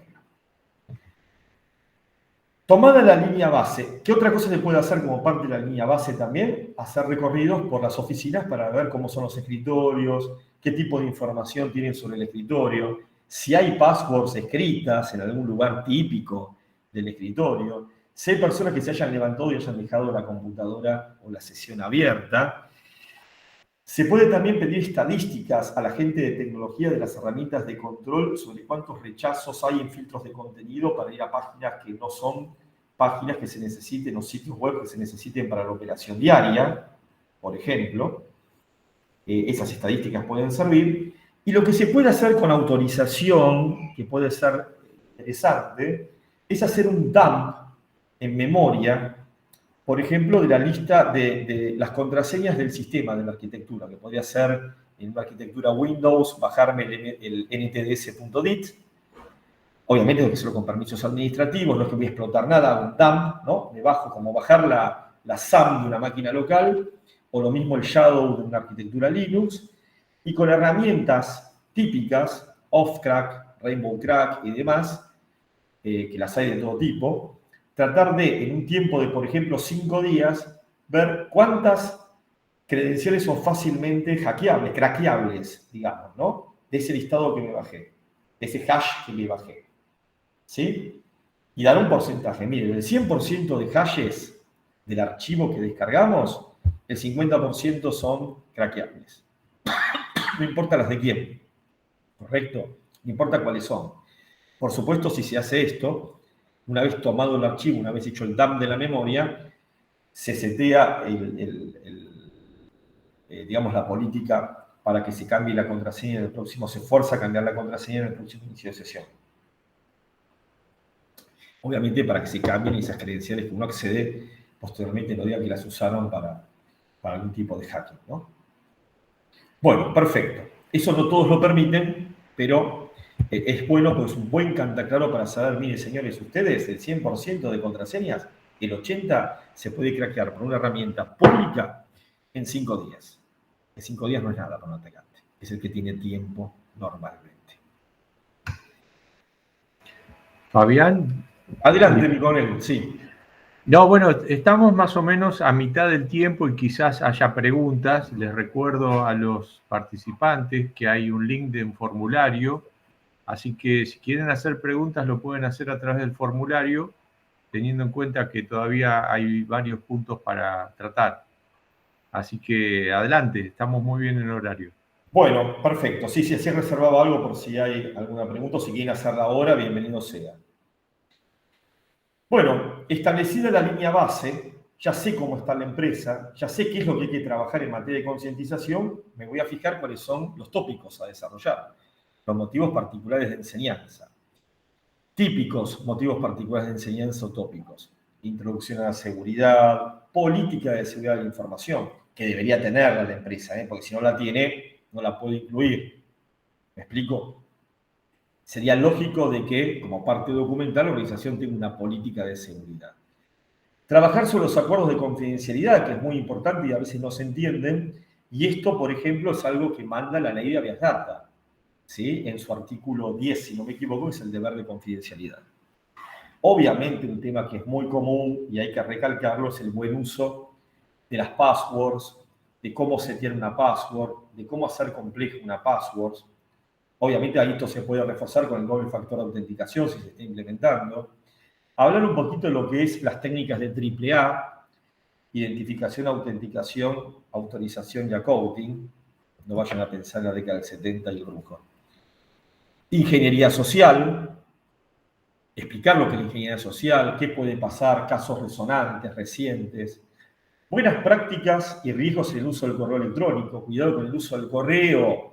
Esto es algo que muchas veces me usan la cuenta de correo empresarial para registrarse en un foro, para registrarse en cualquier sitio, para comprar entradas, para lo que sea. No, la cuenta de correo de uso empresarial es para actividades propias de la empresa. ¿Sí? No hay duda de eso. Pero hay que explicárselo a la gente. Buenas prácticas y riesgos en el uso de Internet. Evidentemente, cuando un sitio puede ser malicioso, cuando no lo es. El tema de los certificados digitales, que es algo... ¿Qué hago? Si me da un error de certificado, ¿voy al sitio de todas maneras? Y teóricamente no. Pero hay muchas empresas que usan certificados autofirmados. Y los autofirmados, no quiero entrar un poquito en lo que es una PKI, ¿no? Que es un tema más de criptografía, pero un certificado autofirmado no lo respalda nadie conocido, por decirlo con palabras básicas. Es distinto cuando uno va a un banco, que normalmente el navegador se me pone en verde, el candadito, está todo bien, porque el certificado del banco donde voy a interactuar con Home Banking lo emite una autoridad de certificación pública conocida, reconocida, pero si es autofirmado, porque me lo autofirma el firewall, me lo autofirma el web server, y el certificado que hace la firma, o de la autoridad de certificación que respalda la firma, no va a estar. Entonces me va a dar error, todo navegador me va a dar error. ¿Y qué hace la gente que está acostumbrada a ver eso? Lo acepta. Y ahí es donde puede venir una intrusión. Yo hago un man in the middle, me pongo en el medio de una comunicación, le envío un certificado X, autofirmado podría ser, que obviamente va a saltar como no válido en el extremo del cliente, pero como están acostumbrados a ver certificados autofirmados, dice, voy al sitio de todas formas. O lo agregan como excepción, dependiendo de cada browser. Y ahí es donde el intruso se puso en el medio y criptográficamente puede descifrar toda la comunicación sin romper nada, simplemente porque aceptaron las claves del intruso que se puso en el medio. Así que cuidado con eso también. Y otra cosa importante es que Internet empresarial no es para ver películas, no es para escuchar música por Spotify, no es para ver la última temporada de The Walking Dead o la serie que fuera. Es para trabajar. Y ese ancho de banda puede estar siendo usado por las filiales para consumir los recursos del data center. Entonces eso hay que concientizar también, ¿no? Obviamente todo lo que es phishing, URLs maliciosas es un tema obligado. El peligro que implica la descarga de archivos por el tema de ransomware y otras falencias también es un tema obligado. Todo lo que es malware, ransomware, etc. ¿Cómo se desarrollan los contenidos? Acá dijimos que tenemos contenidos principales y contenidos de refuerzo cuya, valga la redundancia, ¿no? Intención, objetivo es reforzar, apoyar las ideas fuerzas de ese contenido principal. Bueno, el contenido principal es el material que se utiliza para brindar las capacitaciones a los usuarios. Suelen cubrir en forma detallada uno o más motivos particulares de enseñanza. Ojo, no tiene que ser una RFC. Para aquellos que leyeron una RFC en formato TXT, es muy tedioso. Hay que desarrollarlo, evidentemente, con temas, digamos, más didácticos, pedagógicos, con contenidos de diseño para que sea atractivo para el usuario, ¿sí? Idealmente no debería presentar conceptos directos, sino se debe ubicar como reforma. No siempre, porque definiciones va a haber, ¿no? Pero normalmente, más que de texto, definiciones, plantear situaciones, plantear escenarios. Ubicar al usuario en un escenario, mostrar una situación de las que puede suceder día a día y ver qué conducta se espera de ellos ante esa situación. Vamos a ver unos ejemplos. Llevar todo esto también a la vida personal del usuario. O sea, sacarse un poquito el sombrero de la empresa, de la organización, hablando de la empresa, la información de la empresa, el riesgo para la empresa, porque esto también le puede pasar al usuario en su casa, que también tiene una computadora conectada a Internet, que también tiene un acceso, y le pueden sacar fotografías, le pueden sacar las claves de su home banking o de su repositorio en la nube, lo que sea. O sea, que llevarlo también al plano hogareño. Porque hay personas, esto lo tengo que decir, donde la empresa le puede importar 3 pitos lo que suceda. Yo vengo a trabajar, me pagan, empiezo a las 9, me voy a las 18. Pero si eso mismo se lleva también al plano personal, bueno, pero están mis fotos, están mis documentos, están mis cartas, están mis credenciales que uso para los servicios, para el home banking, entonces lo atacamos por ese lado, por el lado, digamos, de su información privada, de su parte personal, le inculcamos el conocimiento, le generamos el hábito y después la persona va a cumplir eso, o va a cumplir ese hábito, ese comportamiento nuevo, más seguro, tanto en su casa como también en la empresa. Los contenidos de refuerzo, como dijimos, complementan, apoyan el contenido principal. Obviamente el usuario no tiene memoria perfecta para acordarse de todo lo que leyó en el contenido principal. Por lo tanto, es importante reforzar los conceptos más críticos, los tópicos más relevantes, o sea, las ideas fuerza. Nunca debe abarcar el 100% del contenido principal, sino recordar pequeñas partes del mismo para mejorar el proceso de asimilación por parte del usuario. ¿Cómo se presentan los contenidos? Normalmente el contenido principal, lo presentamos a través de capacitaciones, cara a cara, face to face, o mediante una videollamada, como estamos haciendo ahora, y también, pero esos son las más escuetas, ¿no? Alguna que otra la hacemos de esa manera, pero principalmente a través de una plataforma tecnológica, ya sea usando una herramienta de concientización, una plataforma, un software de concientización, o bien usando la plataforma de e-learning que normalmente gestiona recursos humanos en una organización. Y los contenidos de refuerzo pueden ser a través de newsletters, a través de algún póster que se coloque, ¿no? Tipo publicidad en alguna revista interna. Muchas empresas tienen publicaciones o revistas internas en un boletín, ¿sí? Y otra cosa que es importante cuando me la aceptan, así como dijimos la auditoría de passwords hace un ratito, donde hago una especie de técnica de cracking, a ver cómo es el porcentaje de éxito, es hacer competencia con incentivos. Explicado un tema, desarrollado un tema, normalmente estos se van usando temas por trimestres o por bimestres, dependiendo del estado inicial. Bueno, muy bien, ya se impartió la concientización, se explicó, se salió el artículo, está el video, está todo. Bueno, vamos a tomar un periodo de 30 días, 25 días para hacer una competencia entre las áreas de la organización. A ver, ¿cuál es el área que menos incidentes tiene en este tema? ¿Sí? El tema X, manejo de password, lo que fuera. Generamos como especie de competencia, que también es un incentivo, ¿no? Porque le gustaría que sea su área la que lidere la competencia. Y como premio, vamos a rifar, no para todos, porque un área puede tener N personas, algún tipo de servicio bien relacionado con lo que hace la empresa, ¿no? A ver, ejemplos que me ha pasado. Caso de una empresa de electrodomésticos muy conocida de la provincia. Lo que hacíamos es, bueno, muy bien, la empresa, el área que gane la competencia, entonces va a recibir el primer puesto, o sea, vamos a sortear. Número 1, un televisor de 50 pulgadas. Número 2, un televisor de 40 pulgadas. Número 3, un televisor de 32 pulgadas. La siguiente competencia que hubo en los 3-4 meses, creo que se sorteó una bicicleta, se sorteó uno de estos gymnastics que dan en compre ya, llame ya, etcétera, etcétera. Creo que era el Avitomic. Y número 3, no sé, no me acuerdo qué era. ¿Qué le costaba a la empresa? Y prácticamente nada. Es el costo de los productos que maneja. Tampoco estamos rifando un auto. Queda claro, ¿no? Ahora, podría ser una bajada de cuotas si estamos en una concesionaria, que lo recomendé en una empresa japonesa importante, pero no sé si me hicieron caso. No le gustó mucho. Le dije un Etios, me quedó ahí, perdón. Por lo menos bajé en la cuota. Podría ser, por ejemplo, un mayorista de viajes, donde también hicimos esto. Bueno, unos pasajes, que siempre cuentan con pasajes. Un pasaje a Europa, un pasaje a Estados Unidos, un pasaje o 2 pasajes o 3 pasajes por la República Argentina. ¿Correcto? Cadena hotelera, lo mismo, alojamiento para 4 personas.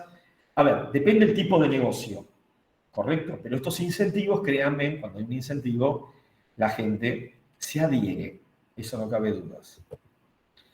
Acá tenemos algunos ejemplos de presentación de los contenidos. Esto es parte de la pantalla de lo que es definición de malware, de una plataforma de e-learning, de la plataforma de SmartFence. Y los escenarios, que es un poco lo que yo quiero dejar en claro, ¿no? Se plantea una situación y se plantea un escenario.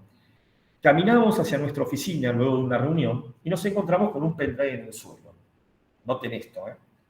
Con la intención de saber de quién era para poder devolverlo, voy a repetirlo. Con la intención de saber de quién era para poder devolverlo, no para quedárselo, es para poder devolverlo, lo enchufamos en nuestra PC, pero no encontramos nada que nos indique de quién es. Curiosamente, desde ese día, nuestra PC comenzó a funcionar más lentamente. Nuestra conexión a Internet también.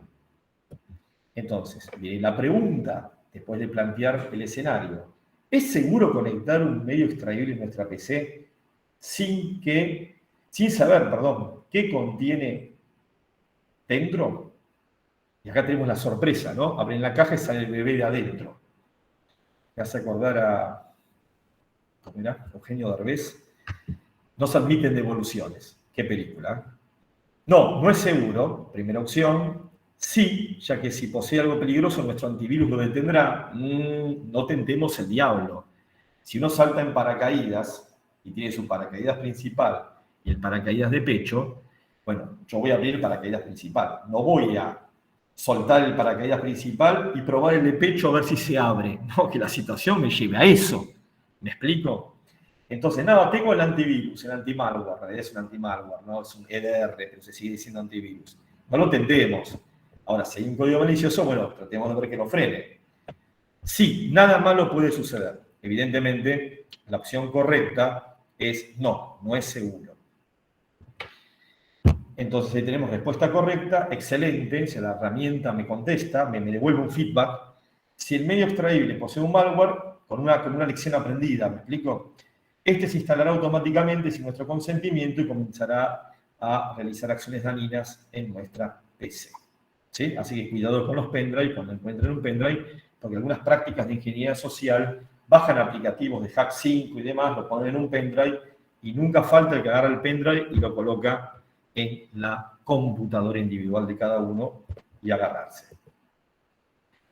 Contenido de refuerzo, newsletter. Acá tenemos un newsletter que también puede llegar por correo electrónico. Normalmente se diseñan y se envían por correo electrónico sobre el phishing, ¿no? ¿Qué es el phishing? Técnica utilizada por ciberdelincuentes para obtener información personal, nombres de usuario, contraseñas, datos de tarjetas de crédito, ¿por qué no? Etcétera. Pósters. Estos son pósters típicos, ¿no? Que pueden incluirse en alguna publicación o podrían venir también como parte de un email. Las passwords son como las medias, se cambian a menudo. Change them often. ¿Usted compartiría su cepillo de dientes? No, entonces las passwords no se comparten. Estos son típicos pósters que me acompañan desde hace tiempo. Bueno, ahí tienen la persona que dejó la computadora abierta, esto es típico. Y el perrito que quiere ver datos sensibles. Y no nos olvidemos del famoso trashing. Me gusta más decir de trashing, aunque técnicamente se llama dumpster diving o divers, que es el revolver la basura, ¿no? Cuidado con lo que imprimen, sobre todo cuando imprimen, y cuidado con lo que tiran a la basura cuando hay un medio de almacenamiento. Este pendrive no me sirve más, este disco no me sirve más, porque hay gente que puede estar extrayendo esa información, encontrando, esto se hace, y después tratar de recuperarla como si fuera una actividad forense, como si estuviera haciendo un peritaje forense. Me explico, tratar de recuperar información de ese disco que ustedes descartaron, ¿sí?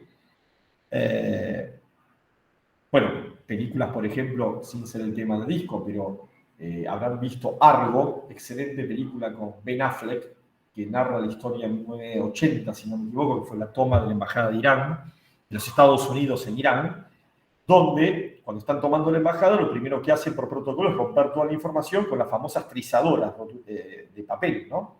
Hacen las tiritas de papel, donde estaban las fotografías de todos los miembros. Esto es histórico, no estoy haciendo spoiler. Hay 5 o 6 personas que logran escaparse y después Estados Unidos tiene que extraerlas antes de que los iraníes se den cuenta que se habían escapado de la embajada. Se dan cuenta que faltaba gente y ponían a los chicos a armar, como si fuera un juego, ¿no? Las distintas fotografías con las tiritas de la trizadora, hasta que empiezan a reconstruir las caras, ¿correcto? Eso es parte de Perico, sucedió, aunque haya un contenido cinematográfico, lo pueden ver en la película Argo, con Ben Affleck, como el agente Tony Méndez, si no me equivoco, es el responsable de hacer la extracción de los diplomáticos estadounidenses. Excelente película, un hecho verídico, ¿no? Se las recomiendo, ganó el Oscar, si no me equivoco. Bien, y obviamente hay que hacer evaluaciones como parte final de cada etapa para verificar que les ha quedado algo en la cabeza a los usuarios, ¿no? Esto puede ser también con encuestas de calificación para hacer mejoras al proceso de concientización.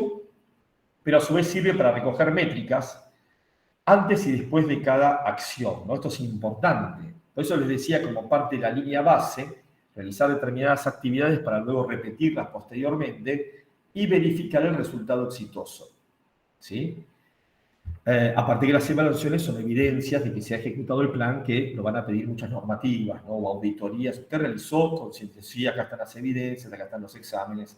Pero esto es muy importante, recoger métricas antes y compararlas con el después del plan, o después de la etapa del plan que se haya realizado. Observando de vuelta el comportamiento del personal, vuelvo a recorrer la oficina y ahora veo que las computadoras del personal que se levantó o están apagadas o están bloqueadas, no veo ningún documento sobre el escritorio, si había alguna password alegremente escrita ya no está más. Monitoreando el uso de recursos, ahora la cantidad, el filtrado de contenido, las herramientas de control dan más casos, tienen menos rechazos, porque ya no hay tanta gente accediendo a sitios que no corresponde. Y si volviera a bajar el archivo de password, haciendo un dump de la memoria y tratando de hacer el mismo método de craqueo, en el mismo plazo de 5 días, el porcentaje de éxito esta vez es mucho menor al que era al comienzo. Y ahí es donde se ve claramente el éxito del plan, independientemente, obviamente, de los resultados de una evaluación, que sirve más como evidencia, ¿no? Que queda como evidencia para el cumplimiento de alguna normativa. Cuando hacemos simulaciones, podemos volver a hacer simulaciones, aparecen los momentos educativos. Sería bueno introducir un momento educativo cuando la persona hace clic en el hipervínculo y coloca credenciales, o hace clic en el hipervínculo y descarga un archivo. Bueno, aparece el momento educativo que dice, podría haber sido víctima de un delincuente en Internet, el enlace que acabas de hacer clic forma parte de un engaño y te podría haber llevado a un sitio web peligroso. O, si era de verdad, un delincuente de Internet podía haber robado tu información privada. El sitio que acabas de visitar formaba parte de un engaño controlado que ha sido llevado a cabo por la organización. Son los momentos educativos, ¿no? Al momento de hacer la simulación de vuelta, y esta vez si hago un clic, me aparece el momento educativo. Realmente no debería hacer clic porque ya estoy concientizado. Dijimos también los exámenes que sirven como evidencia del cumplimiento de normativas y demás. Bueno, preguntas, esta es la plataforma, me hace una pregunta, ¿cuáles son las consecuencias de que un ciberdelincuente secuestre nuestros archivos mediante un ransomware? Que nunca más podemos utilizar los archivos de nuestros dispositivos afectados, que nuestros archivos desaparecerán de nuestras PCs y demás dispositivos afectados, o que no podremos utilizar nuestros archivos sin la clave de cifrado, que es precisamente lo que se negocia con el ciberdelincuente mediante el pago de una criptomoneda. Examen completo, me queda por evidencia en la plataforma. Has aprobado el examen con un porcentaje de 80. ¿Sí? Felicitaciones, siempre la felicitación. Y en caso de que no haya aprobado, bueno, podrá hacer el examen dentro de un periodo para darle tiempo a repasar los contenidos, básicamente, ¿no? Y normalmente se dejan registros, evidencias de las acciones, ¿no? Aparte, bueno, acá está el tema de los exámenes, como dije, recién mismo lo que era un examen. Ahora la herramienta me recoge cuáles son las estadísticas de ese examen, ¿no? Total de enviados 423, comenzados 386, o sea, de todos los enviados solo 386 se comenzaron. De los que se comenzaron se aprobaron 346 y quedan 77 no están aprobados, obviamente porque no se terminó el examen o no se abrió directamente el examen. Bueno, esto es estadística, ejemplos de estadística, ¿no? Después puede implementar las que quieran. Respecto a simulaciones de phishing, lo que les decía, se enviaron 846 simulaciones, se abrieron 323. ¿Cuántos clics sobre el enlace hubo? 255. ¿Quiénes ingresaron información en la falsa ventana? 216. Bueno, momentos educativos abiertos, esto sí hay momentos educativos. Esta estadística es la que me sirve para tener una idea de la situación. Antes y obviamente después de la concientización, donde obviamente el resultado tiene que ser mejor. Y lo mismo del ransomware, ¿no?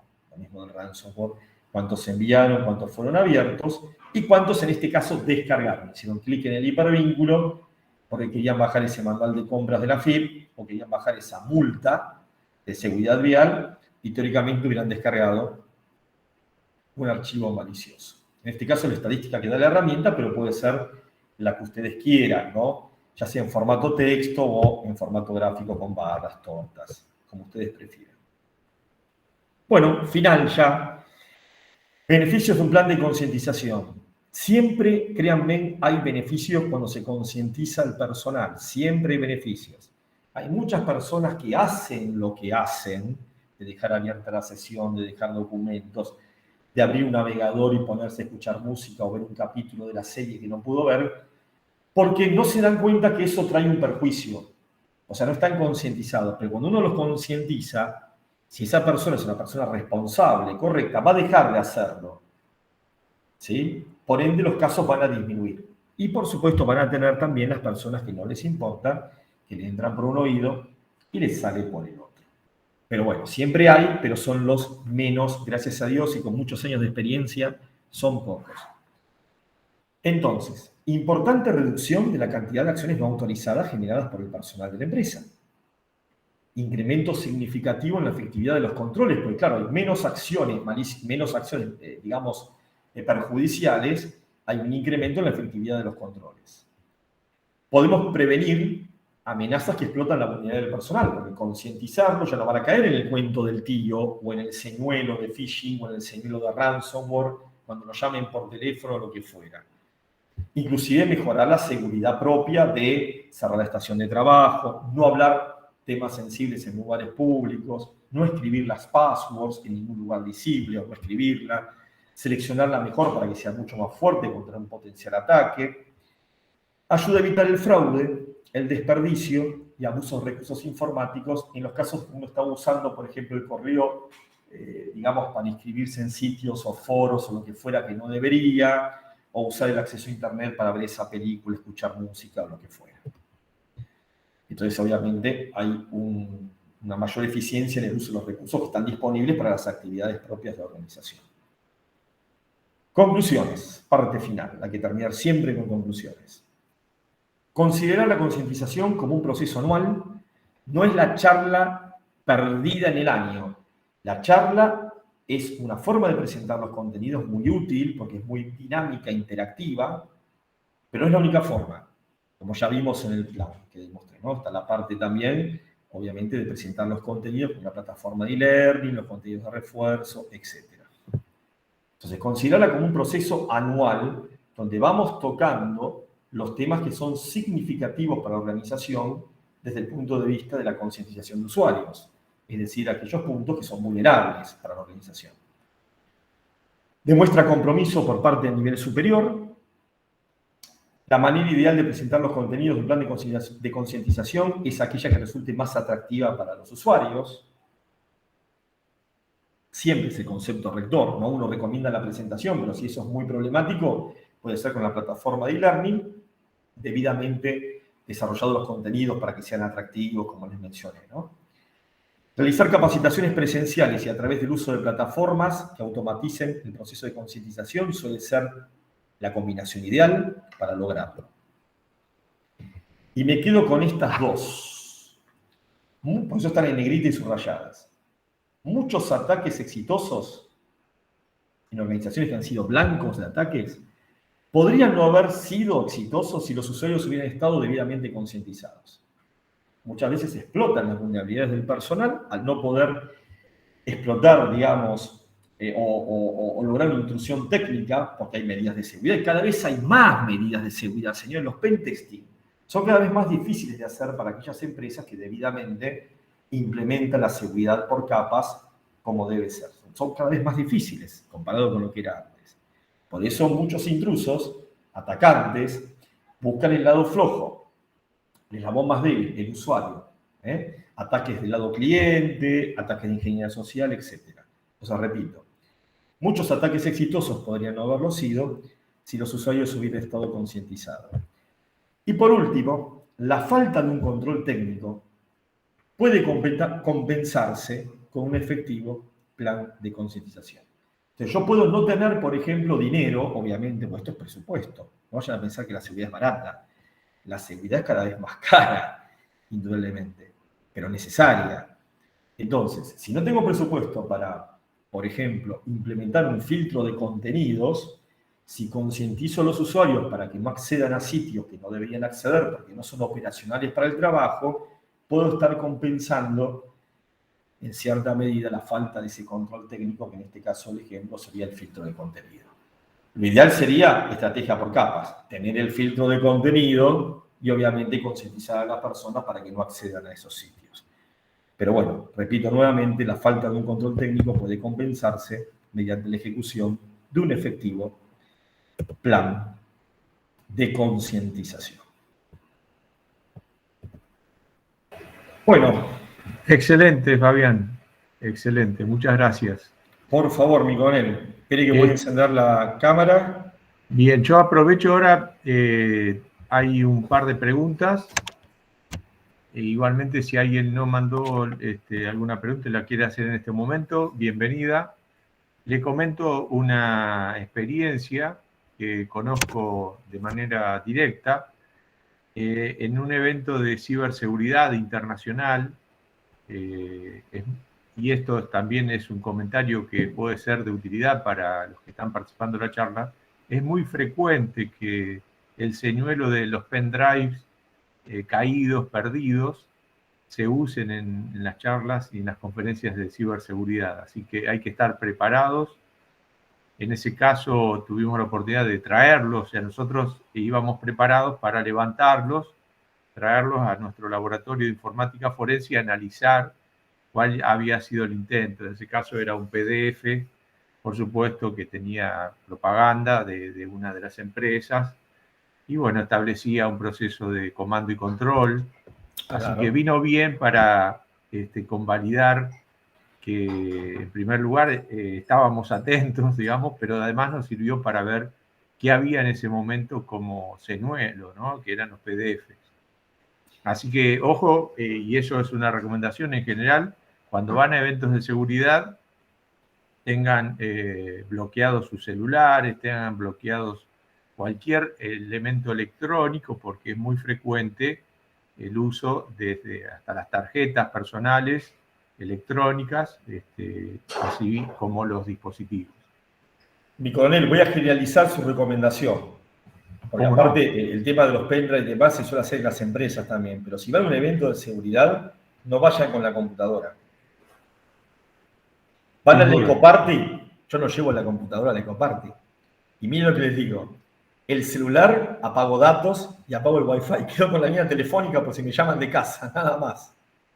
En lo posible, un teléfono antiguo, digamos, solo llamada por voz. Cuidado con las computadoras, traten de no llevarlas a un evento de seguridad porque están todos a la expectativa, más que está la red Wi-Fi de cortesía y demás. Se conectaron a la red Wi-Fi de cortesía y ya lo ven todos, ¿correcto? Así que es un consejo. Así es, así es. Si no, bueno, uno integra las estadísticas, ¿no? Es un número. Porque después me toman los datos y hay que agarrarse a ver qué datos me toman, Cuidado. Así es, así es. Bueno, bien. Una pregunta específica, después hay una genérica. La específica básicamente tiene que ver con los vectores.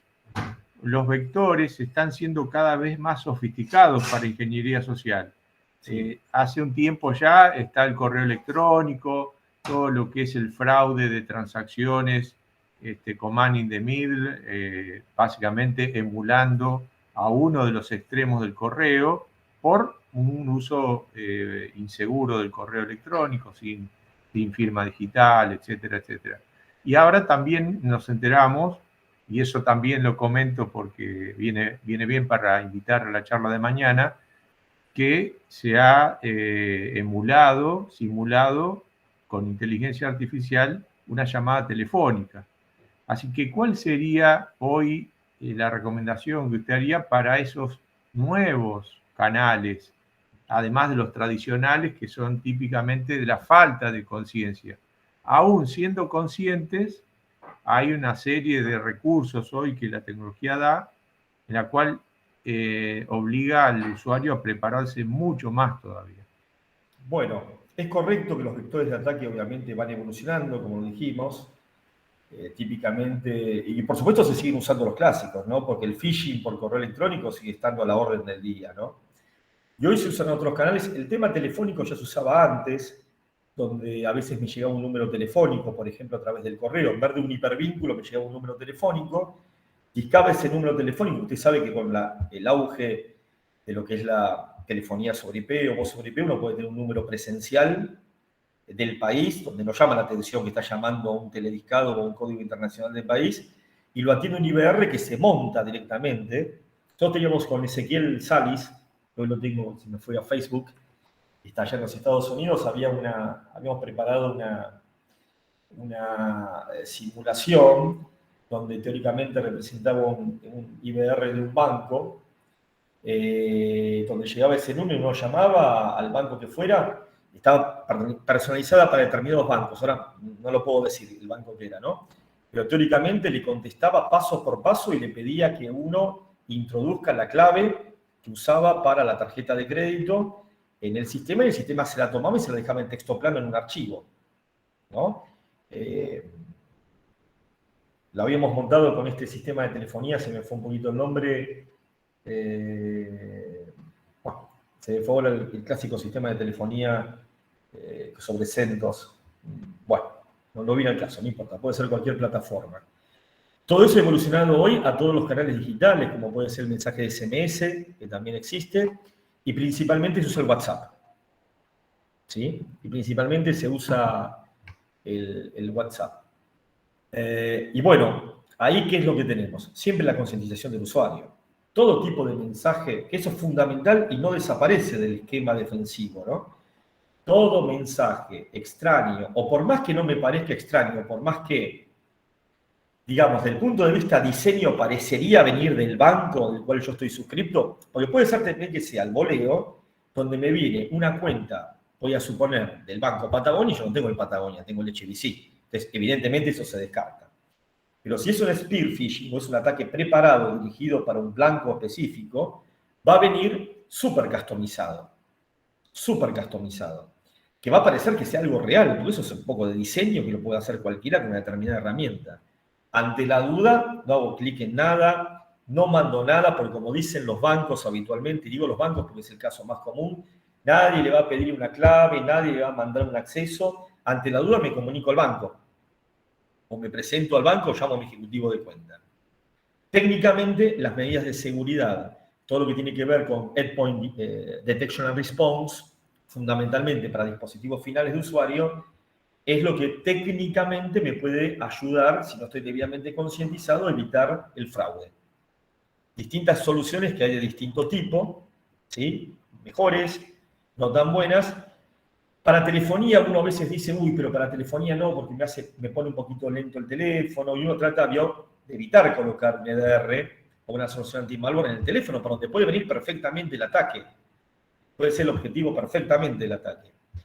Bueno, no es tan así, eso quedó un poquito en el tiempo, es cuando uno hablaba de que me ralentizaba la PC también. Es cuestión de probar, casi todas las soluciones me pueden dar pruebas de concepto, demos, para comprobar realmente si me afecta o no me afecta, digamos, la performance del teléfono, pero tener una seguridad donde las vamos a tener comerciales y las vamos a tener freeware, por decirlo así, ¿no? Para no decir open source, porque puede ser freeware sin ser open source. Bueno, es cuestión de ver. Normalmente las marcas comerciales lo que tienen es que hay mucha inversión en desarrollo, pero puede ser que haya una solución que sea freeware, que sea buena también. Si el teléfono es empresarial, bueno, va a formar parte de un esquema de MDM, de Mobile Device Management, va a tener que tener alguna arquitectura que me permita directamente, si el teléfono es corporativo, ya tener esa seguridad con todo lo que implica que un MDM, ¿no? Te rastrear el teléfono, que si me roban el teléfono, eliminar automáticamente la información que puede llegar a ver, aunque siempre recalco que esto cueste no tener información en los dispositivos de usuario, sino utilizar los file servers o los repositorios. Esto cuesta. Ojo que no es fácil, yo sé que esto cuesta, me cuesta a mí en algunas cosas, me llevo algún archivo o algo del servidor nuestro, del laboratorio, pero tratar de evitarlo de tal forma que si después me sustraen la computadora o me sustraen el teléfono, evidentemente esa información sensible no esté ahí. Una arquitectura MDM que haya del marco de una empresa, obviamente me puede salvar porque me elimina automáticamente la información. Estar concientizado es fundamental, no hacer clic en nada me llegue, por donde me llegue, WhatsApp, mensaje, lo que fuera. Cosas triviales, mi coronel, también. Voy a un sitio público, voy a tomar un desayuno, al café de la U, que tengo acá en Villa Urquiza, o a tienda de café. y obviamente uno saca la computadora y empieza, cuidado porque yo tengo esa costumbre, ¿no? Pero yo sé que cuesta. Si no voy a usar internet, si voy a usar internet no me queda otra. Si no lo voy a usar porque voy a revisar un documento local, apago el Wi-Fi. Mecánicamente con un botoncito, depende de la computadora, o por software, directamente al desactivarlo. El Bluetooth no lo tengo prendido nunca, salvo cuando escucho algún disco de los VGs, que tengo por ahí yo soy retro, mi canal, como usted sabe, tengo la banda de sonido de Fiebre el sábado, de Gris, cuando reproduzco en mi propio equipo, prendo el Bluetooth. Fuera de eso, terminé de escuchar un poco de música, cuando como, apago el Bluetooth, no lo tengo prendido nunca. El Wi-Fi es más difícil, obviamente.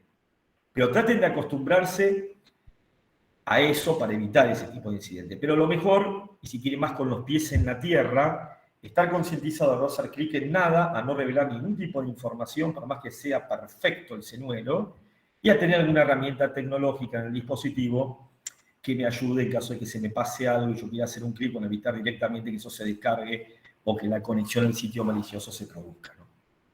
Yo diría que si lo expresamos el lenguaje que estamos usando ahora, confianza cero, digamos. Confianza cero. Cero trust. Y después también doble factor, digamos, cuando hay un interlocutor, tener otro canal para confirmar al interlocutor. O sea, nunca pensar dentro de ese esquema de confianza cero que ese interlocutor es el real y confirmarlo por otro canal, ya sea una llamada, un mensaje, inclusive papel, si fuera necesario. Me extiendo un poquito más, mi coronel. Cuidado con lo que colocan en las redes sociales, porque la gran fuente de información hoy para preparar un ataque dirigido, un spear phishing o lo que sea, son las redes sociales. Inclusive hasta me da pautas de cómo conformar una password, armarme un diccionario, customizar un diccionario en base a los gustos de la persona para poder tener éxito en un craqueo de password. Entonces, cuidado con la información que ponen. Yo no digo no usar las redes sociales, no digo eso. Pueden ser útiles, obviamente, para la parte comercial también, pero cuidado con lo que expone. Hasta cuando se van de vacaciones, parece una tontera, están diciendo no estoy en mi casa, salvo que hayan dejado a alguien en la casa. Entonces, yo la foto, con la parte de seguridad, cuidado con el mundo público, porque están las técnicas de OSI.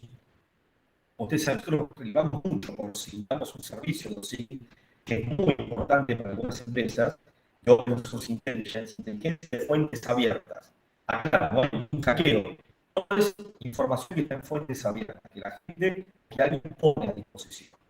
Y eso es importante para preparar un ataque. Perdón. Para elaborar un ataque, es fundamental, ¿no? Estaba perdiendo un poco su audio, no sé si es mi red o su red, pero aprovecho y le hago una última pregunta, porque para alguien que está empezando en ciberseguridad, la pregunta es, para un principiante, ¿qué le aconsejaría aprender para iniciarse en este mundo de ciberseguridad? Bueno, qué pregunta, mi coronel. Es la pregunta del $1.000.000, digamos. Del $1.000.000. Bueno, perfecto.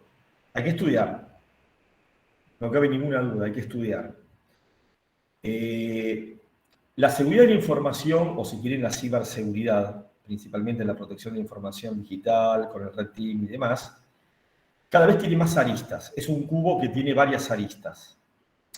Yo a veces digo, no exagerando, pero porque obviamente es un poco como la medicina. Uno estudia medicina, pero después tiene N especialidades en medicina. Yo no digo que tengamos las mismas especialidades que en medicina, pero cada vez se va diversificando más. Vio la parte de seguridad lógica, de la seguridad técnica, de la seguridad física, quien se encarga de la infraestructura, quien se encarga de la aplicación, quien se encarga del desarrollo, quien se encarga de cumplimiento, quien se encarga de la parte forense, quien se encarga de concientizar. Hay cada vez más, digamos, diversidades. Pero si vamos a los colores primarios, como siempre digo, la base del que quiere estudiar seguridad, del que quiere dedicarse a ciberseguridad, yo, sin obviamente dejar de lado otras, pero la base principal, los pilares principales, saber networking y saber programación. Para mí son los dos pilares fundamentales. Después vendrán obviamente sistemas operativos, conectividad, virtualización, vendrán otros colores secundarios. Pero para mí, saber de networking cómo viaja un paquete por la red, cómo se seguriza un paquete por la red, cuáles son los controles de acceso y saber programar, saber cómo es manejar un lenguaje de programación como Python, por ejemplo, me parece que son pilares. Y obviamente siempre hay que hacer algo introductorio, ¿no? Donde uno tenga un paneo general, algún curso de introducción a ciberseguridad, la certificación CIS, usted sabe que es de las más reconocidas, da un paneo general, pero con bastante detalle de los dominios principales, de la seguridad. Eso me abre la cabeza, ¿no? Porque toca todos los dominios. Después uno se puede orientar a la parte de criptografía y lo mandamos a la Facultad de Ejército a hacer la especialidad. Se puede orientar a la parte de redes y lo mandamos a hacer los cursos de redes. Se puede orientar a lo que es seguridad del desarrollo del software y lo mandamos a ver prácticas de codificación segura, OWASP y demás. Le gusta cumplimiento y lo mandamos a ver la parte normativa, que son la serie ISO, el framework del NIST, etcétera, etcétera. Entonces, tener siempre un paneo general primero para saber de qué se trata, ¿no? Es como el colegio militar, mi coronel, el primer año. Usted cursa primer año, que es igual para todos, o mismo la Facultad de Ingeniería, y después se elige el arma en el caso del colegio militar o la especialidad en el caso de la facultad. Pero ¿qué tiene que tener en la cabeza? Y si vas en ingeniería, tiene que saber matemática. Bueno, para mí esos pilares son networking y programación. Sí, coincido, Fabián. Yo le doy un valor también grande a sistemas operativos, o sea, la comprensión También. de cómo todas esas capas Bueno, actúan la en los arquitectura de equipos. PC, Sí, exactamente, la arquitectura de un sistema de cómputo, no de PC quizás sí, uno puede, la sí. arquitectura de un sistema Después, de cómputo. adentro de eso también está su especialización. Exactamente. Bueno, podríamos seguir charlando, no nos entusiasmemos Yo tengo porque tiempo, me quedo un ratito, tengo que preparar una migración a Estados Unidos, pero todavía es temprano, es de noche. Sí, sí. Acá, bueno, estamos con participantes de países amigos, hay de Paraguay, Bueno. hay de Colombia, hay también de Chile, así que a quienes les agradezco junto con todos los de Argentina. Y Un gran bueno, saludo a aprovecho. todos por estar presentes también. Sí, muchísimas gracias y por supuesto un reconocimiento, agradecimiento a usted por su excelente presentación, con ejemplos claros, también con la Películas. experiencia, películas, un Nombré poco, creo que dos, digamos, ¿no? Esta vez fui muy sí, escueto. hubo Nombré un dos poco nada más. de túnel del tiempo ahí, pero bueno, vamos a aceptarlo, no tenemos problema con la historia. Yo soy retro, mi coronel. Bueno, pero aprovecho, le agradezco, realmente muy, muy detallada y muy profunda, y también dentro de lo que significa ciberseguridad, enfocarse en el usuario es fundamental, porque ya sea por el usuario crítico, clave, que son los administradores, que son los actores de la empresa que intervienen en toma de decisiones o en el uso de los activos principales, como el usuario final, esa es la puerta de entrada de la mayor cantidad de incidentes. Después la Especialmente tecnología, hoy, ¿eh? Especialmente especialmente hoy. hoy. Está a la orden del día. Así es. Y hay réplicas de casos físicos que se traen al mundo digital. O sea, de fraudes, desde el fraude de la llamada telefónica para robar dinero, digamos, en el mundo real físico, al fraude que se comete por engañar a la persona, digamos, el blanco, respecto a cierta información, cierto dato, sea el número de cuenta o sea el acceso a un sistema. Así que realmente muy interesante, muy agradecido de que se haya sumado a nuestras charlas de ciberseguridad para informáticos. Y aprovecho para invitarlo a usted y a todos para mañana a la charla que tendremos, también relacionado con el problema de la concientización de usuarios, pero ahora planteado desde una perspectiva técnica, novedosa, como es el uso de la inteligencia artificial para generar básicamente una vulnerabilidad o explotar una vulnerabilidad. Mañana tendremos la charla del licenciado Adrián Girotti en el tema ciberdefensa, ciberseguridad e inteligencia artificial. Los malos también la usan. Así que los invitamos en horario de Argentina, será a las 17 horas, igual que hoy, y esperamos compartir un poco más de conocimiento junto con lo que hizo usted hoy, Fabián, y verlos nuevamente mañana. Así ¿Cómo no, mi que, coronel? Muchas gracias de mi lado a la Facultad del Ejército, a usted, que ya sabe que siempre me tiene presente, y a todos los participantes que espero les haya gustado. Tratamos de hacer siempre algo que sea técnico y obviamente divertido un poco, ¿no? Porque si no, mi coronel, usted sabe, la gente se nos duerme, así que hay que hacerlo divertido. así, sin duda. Acá hay una mano levantada, así que vamos a ver si atendemos o fue un error. Saludos, gracias, reconocimiento de todos. Me quedó Adrián aquí justo, Girotti. estaba escuchando la charla, gracias. Muy buena. Bueno, perfecto, gracias Mario. Muy amable. Gracias Fabián. Nos Bueno, vemos. mi Hasta coronel, la gracias por próxima. todo. Público, No, nos vemos. Hasta la próxima. gracias a usted.